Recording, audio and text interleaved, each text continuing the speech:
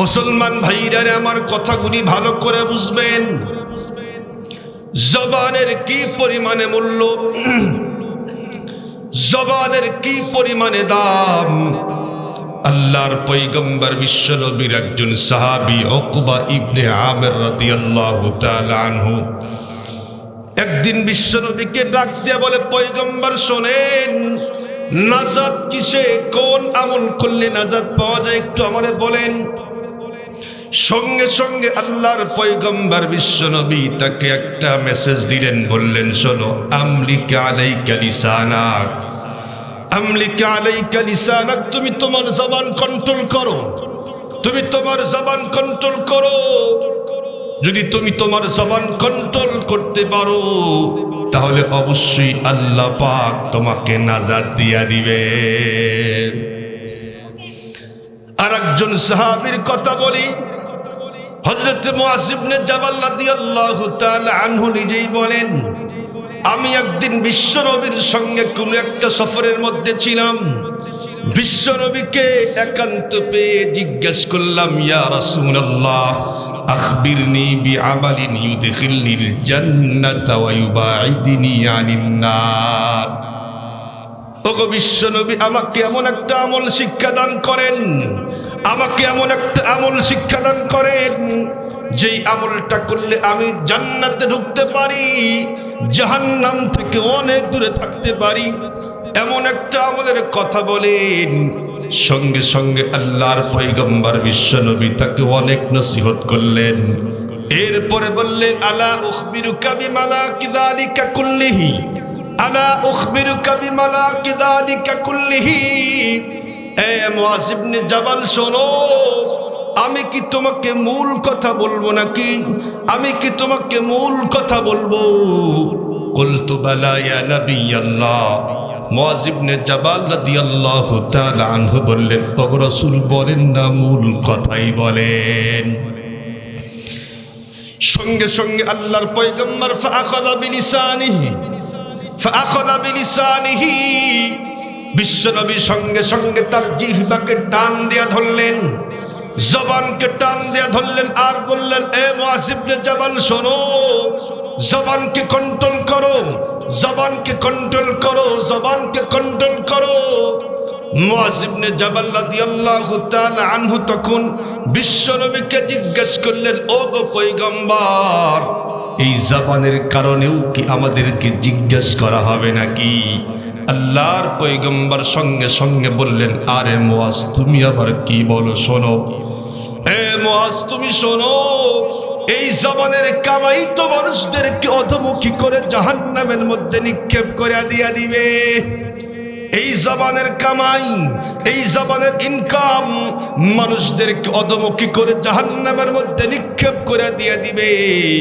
ও মুসলমান, জবান দিয়ে এমন কিছু আমল হয়, এমন কিছু বদ আমল হয়, যেই আমলের কারণে মানুষ অবশ্যই জাহান্নামের ভিতরে ঢুকবে। আমাদের হযরত আয়েশা সিদ্দিকা রাদিয়াল্লাহু তাআলা আনহা উনি নিজেই বলেন, আমি একদিন বিশ্বনবীকে বললাম, ও গো পয়গম্বর বিশ্বনবী, শোনেন, আপনার একজন স্ত্রী উম্মে সাফিয়া রাদিয়াল্লাহু তাআলা আনহা একটু বেটে, উনি কিন্তু বেশি লম্বা না। আমাদের হযরত আয়েশা সিদ্দিকা রাদিয়াল্লাহু তাআলা আনহা বললেন, একটু বেটে, বেশি লম্বা না। সঙ্গে সঙ্গে আল্লাহর পয়গম্বর বললেন, লাকাদ কুলতি কালিমাতান লাউ মুজিজাত বিমাইল বাহরি লামাজাজাতহু। হে আয়েশা, শোনো, তুমি এমন জঘন্য কথা বললে, এমন জঘন্য কথা বললে, এই কথার তিক্ততা এতটাই মারাত্মক, সাংঘাতিক, সিরিয়াস। যদি তামাম পৃথিবীর সাগরের সঙ্গে মেশানো হয়, তামাম সাগরের পানি পর্যন্ত এই কথার তিক্ততা ঘোলা করে ছেড়ে দিবে।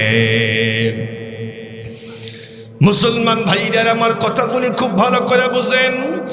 আমাদের আয়েশা সিদ্দিকা রাদিয়াল্লাহু তাআলা আনহা কিন্তু বেশি কিছু বলে নাই, উনি বলেছেন একটু বেটে। তাই যদি কথার তিক্ততা এতটাই মারাত্মক তীব্রতা তৈরি হয়, ও মুসলমান, সাগরের সব পানি পর্যন্ত ঘোলা করতে পারে, আমরা যখন চাষতলের ভিতরে বসি তখন কিন্তু গীবতের ডিলারশিপ নিয়ে বসি। চাষতলে যখন বসি চায়ের কাপ ভাতের ভিতরে নিয়ে শুনছনি অমুকে তো এই করছে, অমুকে তো সেই করছে, অমুকে তো পরকিয়া করে, সে তো সুদখোর, সে তো ঘুষখোর। উনি বুঝায় আমি সবচাইতে ভালো, হাম চুনি মান্ডাং করে নিস, আমার মতো ভালো পৃথিবীতে কেউ নাই। খুব ভালো করে বুঝবেন, আম্মাদান আয়েশা সিদ্দিকা রাদিয়াল্লাহু তাআলা আনহা শুধু বলছে একটু বেটে, তাই যদি কথার তিক্ততা এতটাই মারাত্মক তীব্র হয় সাগরের সবগুলি পানি ঘোলা করতে পারে। প্রত্যেক দিন হাজার মিথ্যা বলি, হাজার চগলখড়ি করি, শিকায়ত করি, আমাদের কথার তিক্ততা কতটা মারাত্মক সাংঘাতিক হবে এটা আল্লাহ ছাড়া পৃথিবীর কোনো মানুষই জানতেই পারে না। খুব ভালো করে বুঝবেন, জবান কন্ট্রোল করেন। আমরা তো যা খুশি তাই বলি, যা খুশি তাই বলি, যা খুশি তাই বলা যাবে না। মুসলমান ভাইরা আমার কথাগুলি ভালো করে বুঝবেন। আল লিসান জিসমুহু সগীর ওয়া জুরমুহু কাবীর। এই জবানটা কিন্তু বন্ধুরা আমার ছোট্ট একটা অঙ্গ। এটা হাতের সমান না, এটা পায়ের সমান না, এটা মাথার সমান না, এটা বডির সমান পর্যন্ত হতেই পারে না, কিন্তু এর অপরাধ বড় মারাত্মক এবং সিরিয়াস। মানুষ জবান দিয়ে এমন কিছু কথা বলে আল্লাহ পাক রব্বুল আলামিন মুহূর্তের মধ্যেই খুশি হয়ে যায়, আর তার জন্য আল্লাহ পাক মর্যাদা বাড়ায়া দেয়। আল্লাহর পয়গম্বর বলেন, ইন্নাল আবদা লা ইয়াতাকাল্লামু বিল কালিমাতি মির রিজওয়ানিল্লাহি লা ইউলকি লাহা বালা ইয়ারফাউল্লাহু বিহা দারাজাত।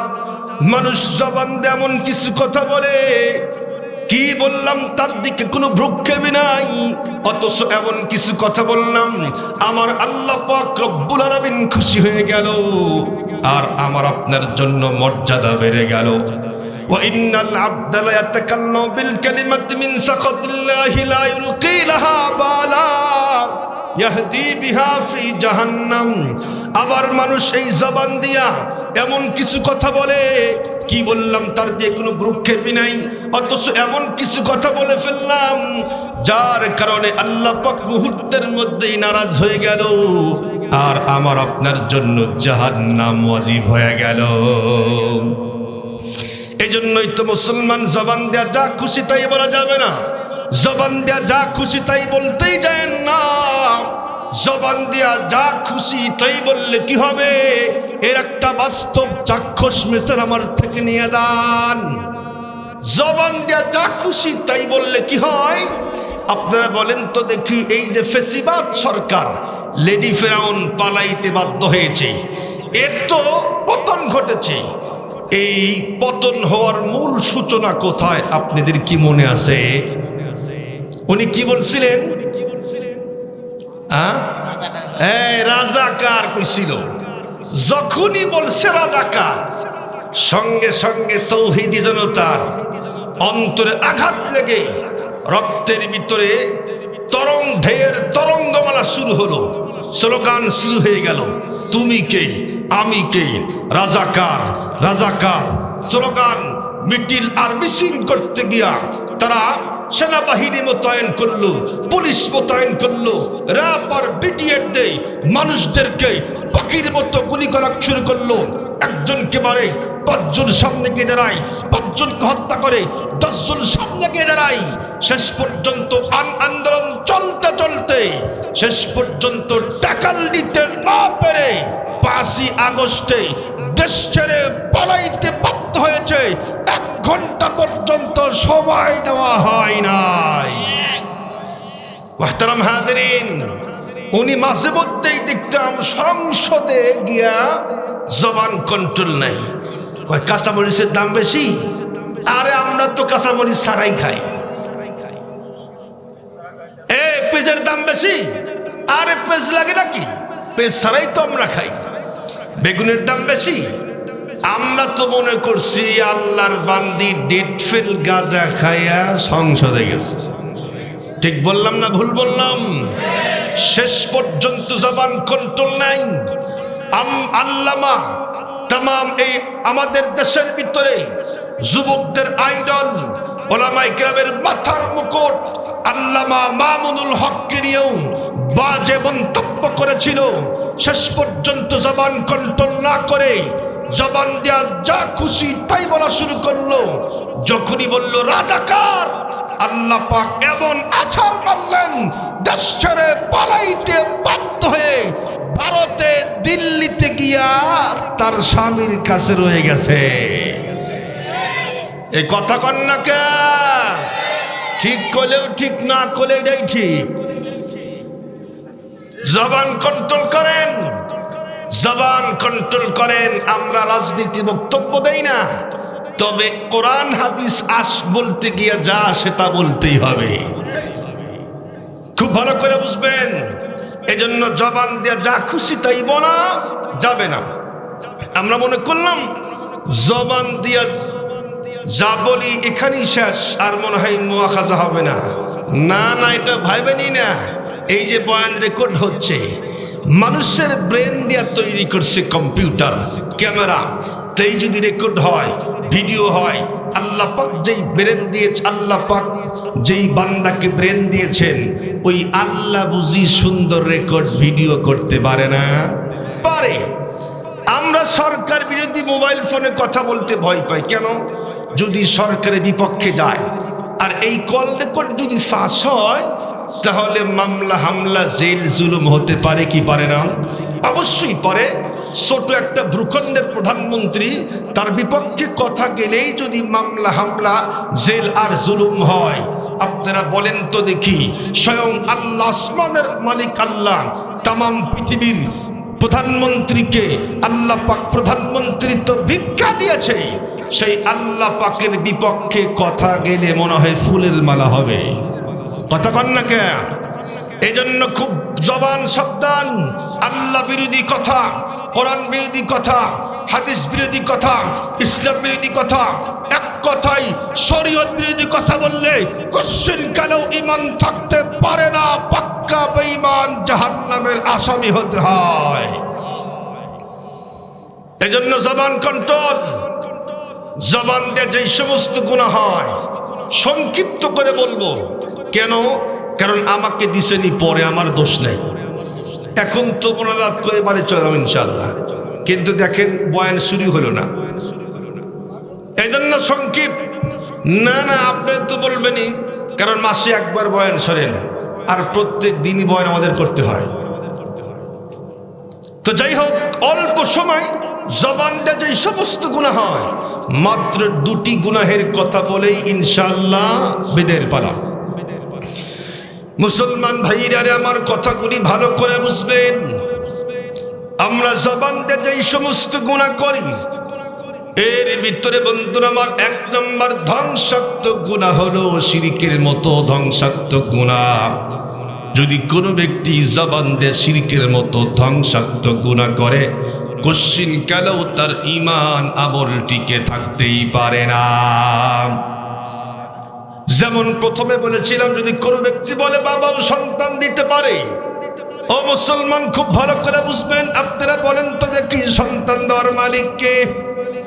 আল্লাহ পাককে বাদ দিয়া যদি কোনো মানুষ বলে বাবাও সন্তান দিতে পারে, শিরকের মতো গুনাহ করে ফেললো, কোশ্চিন কালেও তার ঈমান আমল টিকে থাকতেই পারে না।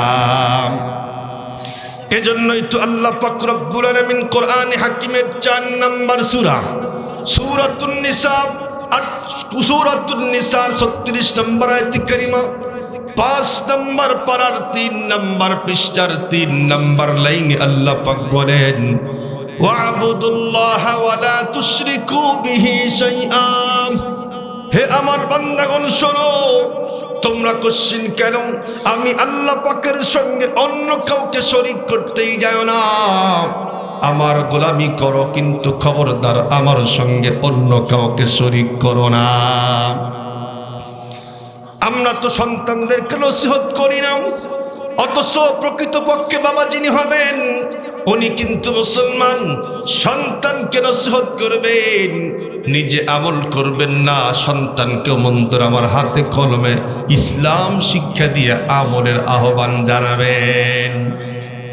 কিন্তু আমরা চুপি চুপি আমল করি, সন্তানকে বলি না, স্ত্রীকে বলি না। ও মুসলমান, এই পৃথিবীর বুকে একজন সফল বাবা ছিলেন, তার নাম হলো লোকমান আলাইহিস সালাতু ওয়াস সালাম। উনি বন্ধুরা আমার সন্তানদেরকে অনেক নসিহত করেছেন। তার নসিহত গুলো আল্লাহ পাকের কাছে এতটাই দামি হয়েছে, সবগুলি নসিহত কোরআন শরীফের মধ্যে আয়াত বানায়া আল্লাহ পাক তার নামে একটা সূরা নাজিল করে দিয়েছেন। সেই লোকমান আলাইহিস সালাতু ওয়াস সালাম তার সন্তানকে বলে, ইয়া বুনাইয়া লা তুশরিক বিল্লাহ, ইয়া বুনাইয়া লা তুশরিক বিল্লাহ। হে আমার কলিজার টুকরা সন্তান, শোনো, কুশ্চিন কালেও তুমি আল্লাহ পাকের সঙ্গে অন্য কাউকে শরীক করো না। আল্লাহ পাকের সঙ্গে শিরিক করতে যাও না। কেন কেন কেন? কারণ হলো ইন্নাশ শিরকা লা যুলমুন আযীম, ইন্নাশ শিরকা লা যুলমুন আযীম। শিরিক হলো মারাত্মক, সাংঘাতিক, সিরিয়াস জুলুম। যেই ব্যক্তি শিরিকের মতো ধ্বংসাত্মক গুনাহ করলো, সে নিজের উপরে বন্ধুরা আমার সাংঘাতিক জুলুম করে নিয়ে নিল। যেই ব্যক্তি শিরিকের মতো সাংঘাতিক গুনাহ করে, আল্লাহ পাক বলেন যদি এই গুনাহ নিয়ে কবরের ভিতরে ঢোকে, আমি ইচ্ছা করলে সব গুনাহ মাফ করতে পারি, কিন্তু শিরিকের গুনাহ নিয়ে কবরে ঢুকলে কোশ্চিন কালেও আমি আল্লাহ পাক মাফ করব না। মুসলমান ভাইরা আমার, কোরআনুল কারীমের 4 নম্বর সূরা সূরাতুন নিসা 48 নম্বর আয়াত কারিমা, 5 নম্বর পারার 5 নম্বর পৃষ্ঠার 4 নম্বর লাইনে আল্লাহ পাক বলেন, ইন্নাল্লাহা লা ইয়াগফিরু আন ইউশরাকা বিহি ওয়া ইয়াগফিরু মা দুনা যালিকা লিমান ইয়াশা।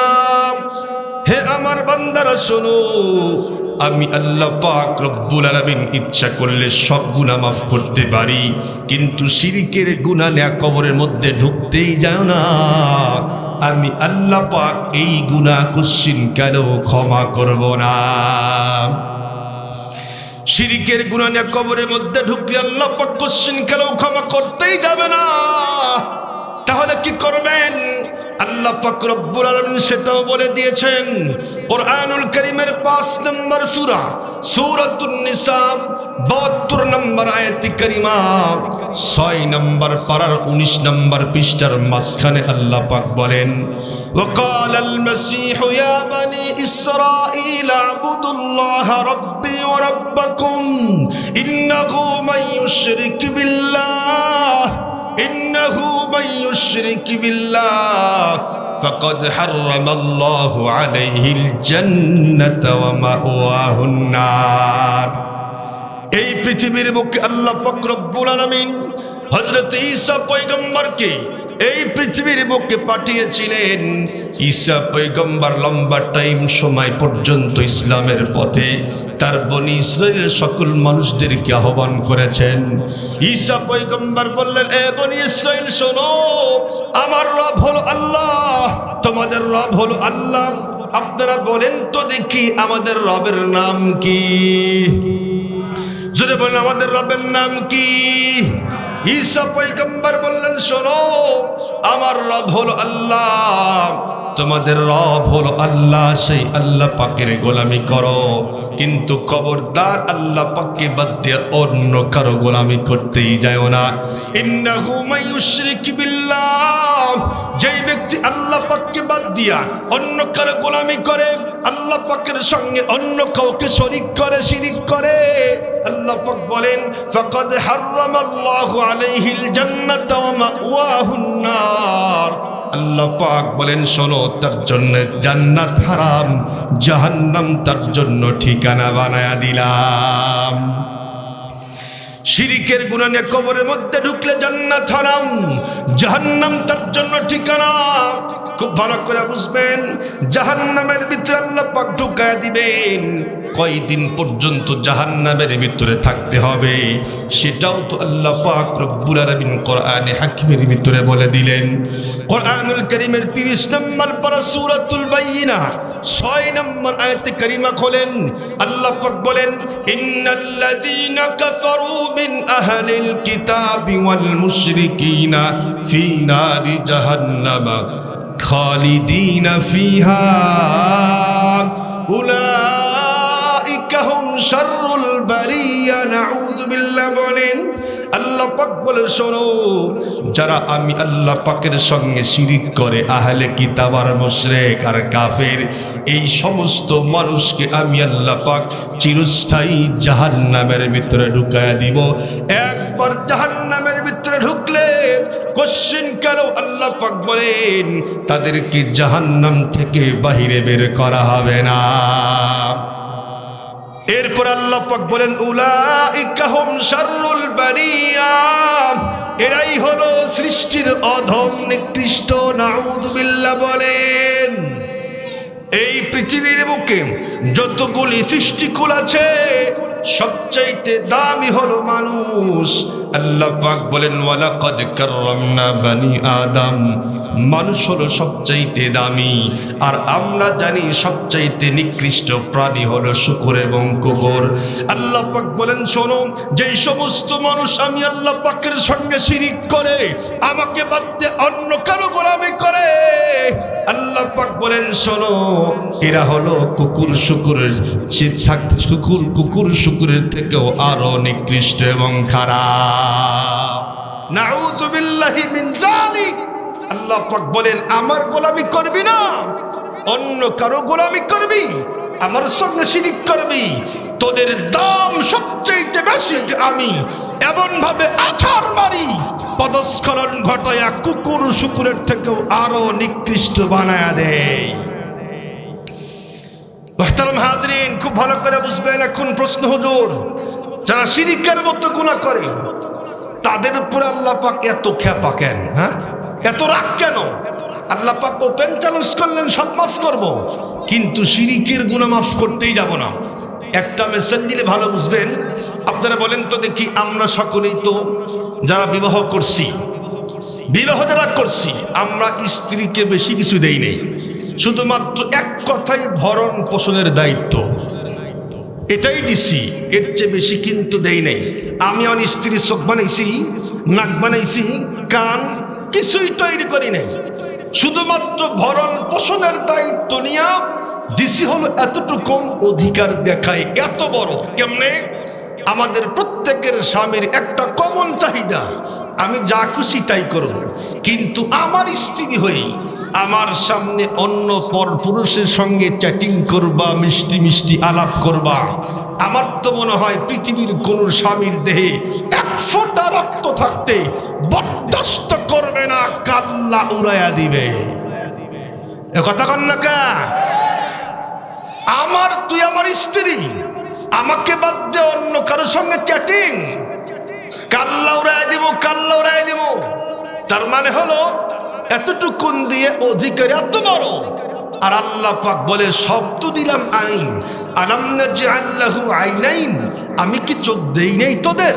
ওয়া লিসানাও ওয়া শাফাতাইন, আমি কি ঠোঁট দেই নাই? আমি কি জিহ্বা দান করি নাই? ওয়া তুকাল্লিবুনা আইদিহিম, আমি কি দুই হাত দেই নাই? ওয়া তাশহাদু আরজুলুহুম, আমি কি দুই পা দেই নাই?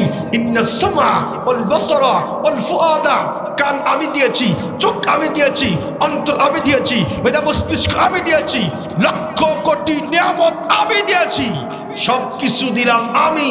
গোলামি করবি আমার, আমি ছাড়া অন্য কারো গোলামি করবি, কোশ্চিন কারো বরদাস্ত হয় না, জাহান্নামের আসামি বানায়া দিব।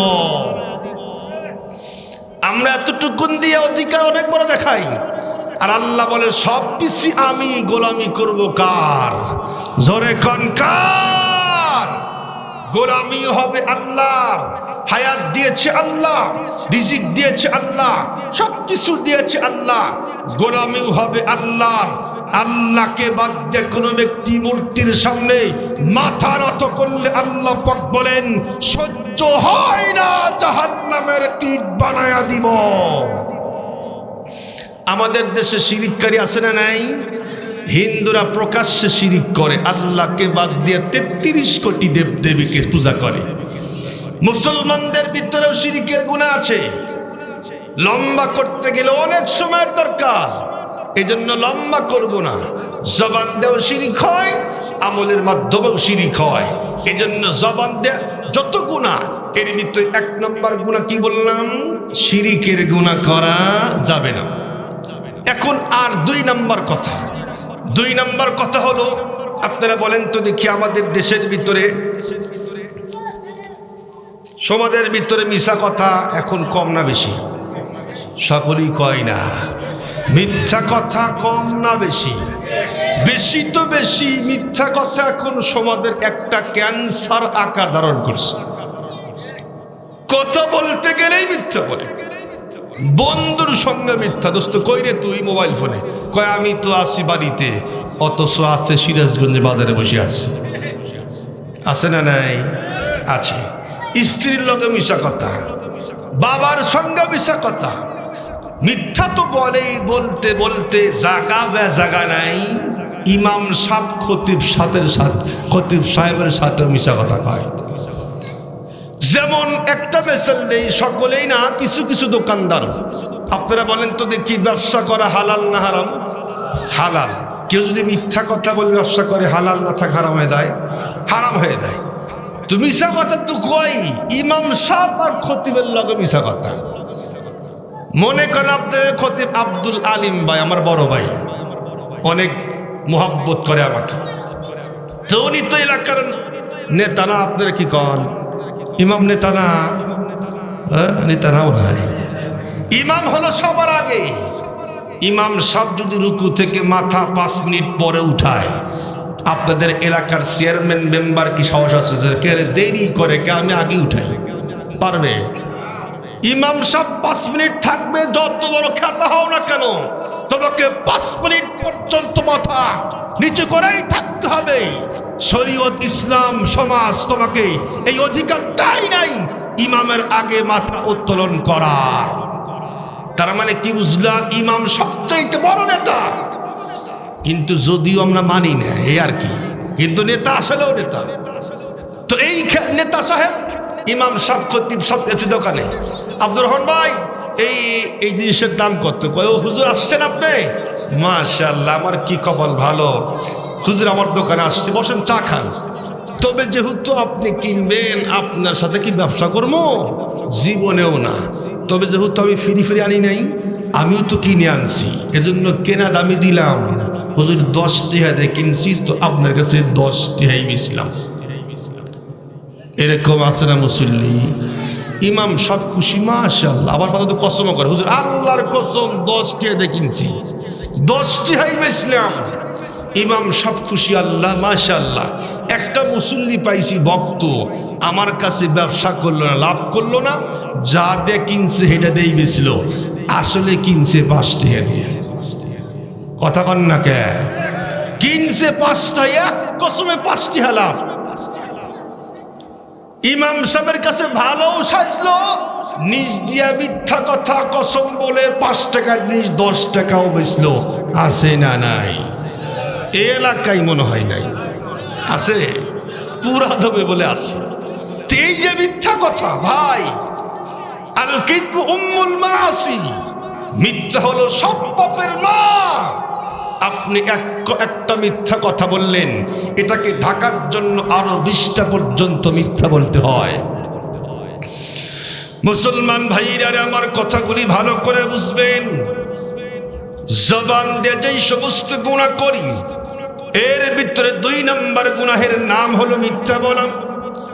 যেই ব্যক্তি বেশি বেশি মিথ্যা বলবে, আল্লাহর পয়গম্বর বিশ্বনবী বলেন, আয়াতুল মুনাফিকি সালাসুন ইযা হাদ্দাসা কাযাবা। মুনাফিকের আলামত হলো 3টি। 1 নম্বর আলামত হলো কথায় কথায় মিথ্যা বলে।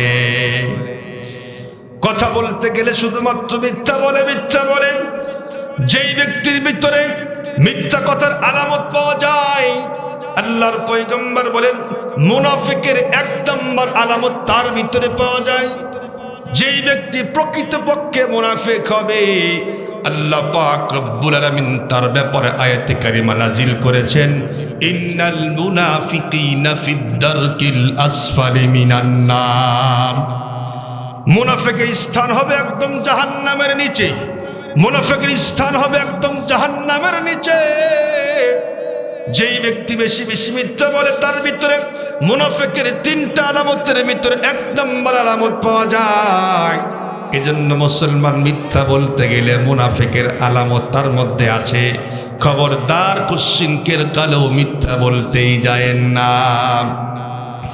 আল্লাহর পয়গম্বর বলেন, ওয়া ইয়াকুম ওয়াল কিযব ফাইন্নাল কিযবা ইয়াহদি ইলাল ফুজুর ওয়া ইন্নাল ফুজুরা ইয়াহদি ইলান নার ওয়া মা ইয়াজালুর রাজুলু ইয়াকযিবু ওয়া ইয়াতাহাররাল কাযিবা হাত্তা ইউকতাবা ইনদাল্লাহি কাযযাবা।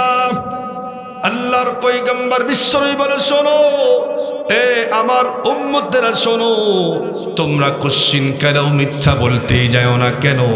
কারণ মিথ্যা কিন্তু পাপের দিকে নিয়ে দেয়, আর পাপ কিন্তু আস্তে আস্তে জাহান্নামের ভিতরে ঢুকায় দেয়।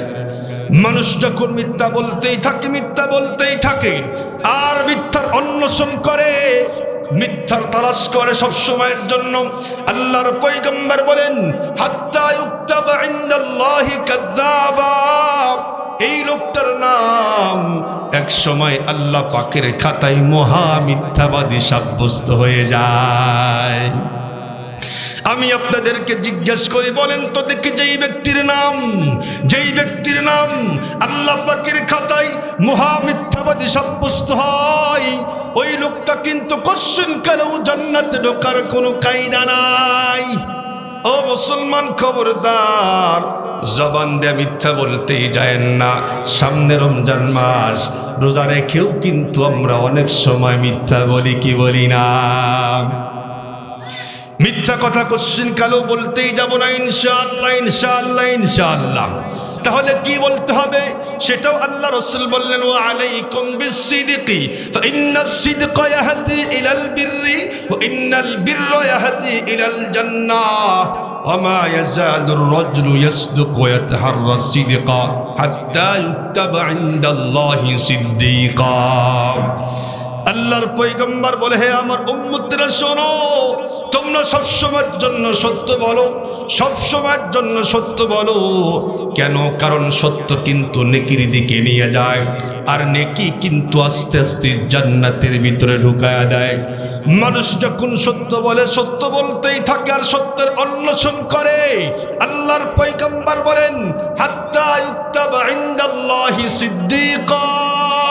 এই লোকটার নাম এক সময় আল্লাহ পাকের খাতায় মহা সত্যবাদী সাব্যস্ত হয়ে যায়। এজন্য মুসলমান সবসময় সত্য বলতে হবে। সত্য বলা পৃথিবীর সব রাসূলের সুন্নত, সুবহানাল্লাহ বলেন। ও মুসলমান, সময় হাতের মধ্যে নাই, সংক্ষিপ্ত করে বলি। আল্লাহ পাক বলেন, ওয়াযকুর ফিল কিতাব ইব্রাহিম ইন্নাহু কানা সিদ্দীকান নাবিয়্যা। ইব্রাহিম পয়গম্বর সত্যবাদী ছিলেন। আল্লাহ পাক কোরআনে হাকিমের ভিতরে বললেন, ওয়াযকুর ফিল কিতাব ইসমাঈল ইন্নাহু কানা সাদিকাল ওয়াদি ওয়া কানা রাসূলান নাবিয়্যা। ইসমাঈল পয়গম্বর মহাসত্যবাদী ছিলেন। আল্লাহ পাক বলেন, ওয়াযকুর ফিল কিতাব ইদ্রিস ইন্নাহু কানা সিদ্দীকান নাবিয়্যা।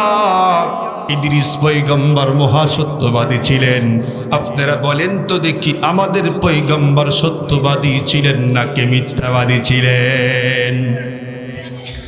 আমাদের পয়গম্বরকে উপাধি দিয়েছিল আল আমিন, আস-সাদিকুল আমিন, মহাসত্যবাদী। তাও কিন্তু দলের লোক সার্টিফিকেট দেয় নাই। ও মুসলমান, বিরোধী দলের লোক কিন্তু সার্টিফিকেট দিয়েছে। যেই সমস্ত মানুষ 24 ঘন্টায় দারুণ দোয়ার ভিতরে বিশ্বনবীকে কেমনে হত্যা করা যায়, কেমনে দেশ থেকে বহিষ্কার করা যায়, কেমনে বিশ্বনবীকে ইসলামের দাওয়াত থেকে বঞ্চিত করা যায়, ও মুসলমান 24 ঘন্টায় বিশ্বনবীকে মারার ফিকির করত, তারাই বিশ্বনবীকে সার্টিফিকেট দিয়েছে আল আমিন, মহাসত্যবাদী। আমি আপনাদেরকে জিজ্ঞাসা করি, বলেন তো দেখি, আমাদের আল্লাহ সত্যবাদী নাকি মিথ্যাবাদী? আল্লাহ পাক বলেন ওয়ামান আসতাকু মিনাল্লাহি কিলা ওয়ামান আসতাকু মিনাল্লাহি হাদিসা। আমার মতো সত্যবাদী পৃথিবীতে কেউ নাই। পৃথিবীর সব পয়গম্বর সত্যবাদী, আমাদের পয়গম্বর সত্যবাদী, আল্লাহ পাক সত্যবাদী। সেই আল্লাহ পাকের বান্দা বিশ্বনবীর উম্মত হয়ে আমরা কেমনে মিথ্যা বলি? আমাদের তো লজ্জা করার দরকার ছিল। মুহতারাম হাজিরিন, মিথ্যা বলতে যান না। মিথ্যা বললে মুনাফিকের আলামত আপনার মধ্যে পাওয়া যায়। আর যেই ব্যক্তি মিথ্যা বলে তার মুখ দিয়ে মিথ্যার দুর্গন্ধ বাহির হয়, কিন্তু আমরা চিনি না, না কেউ আসে না, ফেরেশতারা জানে যে এই লোকটা মিথ্যা বলছে, মুখ দিয়ে দুর্গন্ধ বাহির হয়। যারা বিড়ি খায় তাহলে মনে হয় তাদের মনে হয় মুখ দিয়ে সুঘ্রাণ বাহির হয়। কথা কন না কেন? যদি বিড়ি খোর হয় তাহলে দেখবেন মোসাফা করলেও বাসনা করে। এরে আল্লাহ, বান্দা বিড়ি খায় মুখ দিয়ে, আর মোসাফা করলে হাত দিয়া গন্ধ কয়, তার খেতা দিয়া গন্ধ, বালিশ দিয়া গন্ধ। আল্লাহর এক বান্দি তার কাছে শুয়ে থাকে কেমনে আল্লাহ ভালো জানে। ও বিড়ি খোর, দেখছে বউ তোর বিড়ি খায় না। এরপরে নামাজে দাঁড়াইলে আল্লাহু আকবার, পাশে কেউ থাকে না, আল্লাহ এত বিড়ি খোরবে, ভাই বিড়ি খায় না। তো এই যে বিড়ি খোরের মুখ দিয়ে গন্ধ বাহির হয়, দুর্গন্ধ বাহির হয়। যারা মিথ্যা বলে তাদের মুখ দিয়েও দুর্গন্ধ বাহির হয়, কিন্তু আমাদের নাকে আসে না।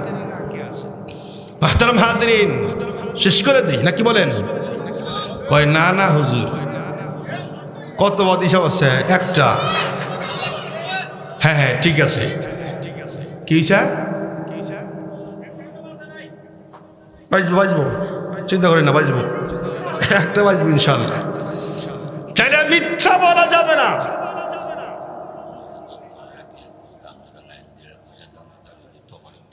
আচ্ছা, তবরক তো দিবই।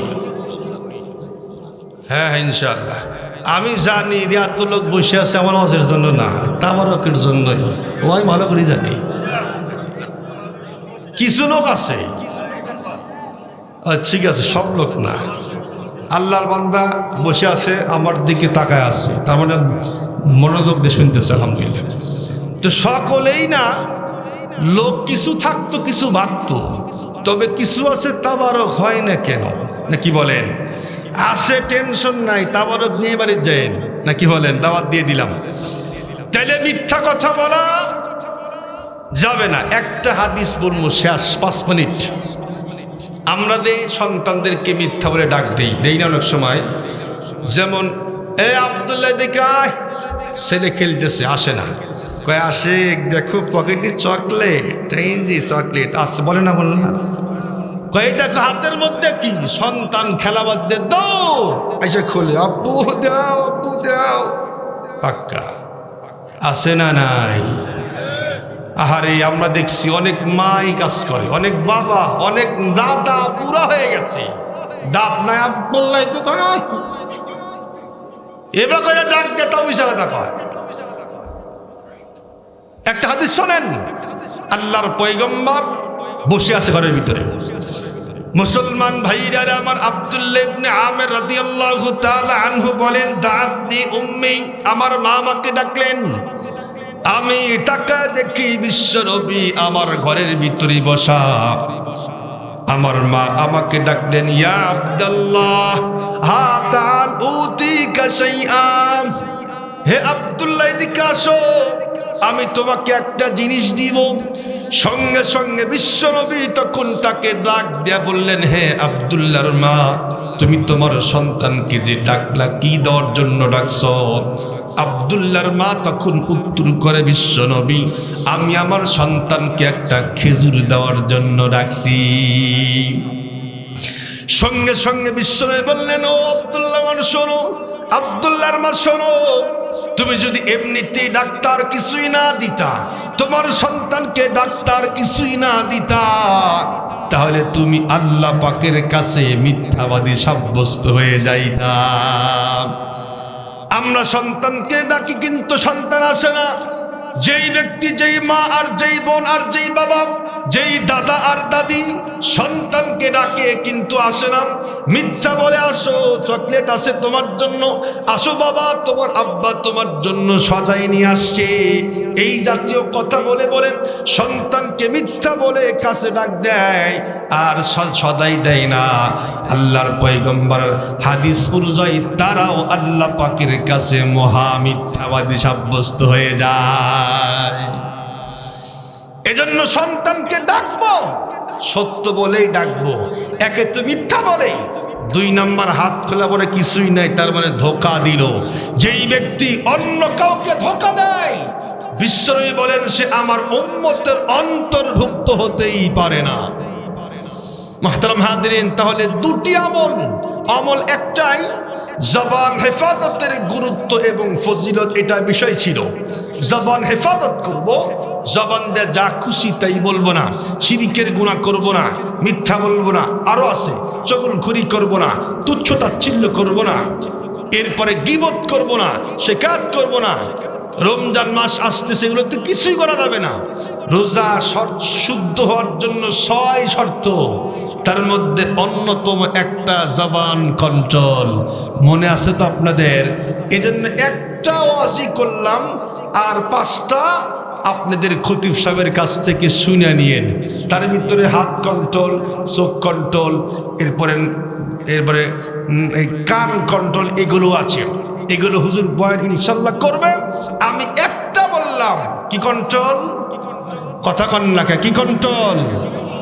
আগামীকাল যদি কেউ বলে, কারণ অনেক সময় কয় হুজুর আসছিল এত ওয়াজ করছে খুব ভালো লাগছে, এর মাইক ফাটা লাইছি, কয় কি কইছি, কয় হে মনে তো নেই, কি কয় ওয়াজ ভালো করছে, কইছে না কিসের কয় মনে নেই।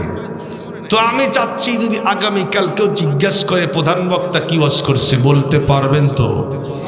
কারা কারা পারবেন না হাত তোলেন? পারবেন না? মাশাআল্লাহ পারবেন। কারা কারা 2 হাত তুলে আল্লাহকে দেখান। লিল্লাহি তাকবীর, নারায়ে তাকবীর। যাক, আলোচনা সার্থক। একটা ওয়াজ যে আপনারা বুঝছেন, একটাই ওয়াজ, জবান কি? জবান কন্ট্রোল। যা খুশি তাই বলবো না, যা খুশি তাই খাবো না। সুদের টাকা, ঘুষের টাকা আছে না নাই? অনেক আল্লাহর বান্দা আছে, এক কথায় হারাম কথাও বলবো না, হারাম জিনিসও খাবো না। এটা হলো মূল সাবজেক্ট।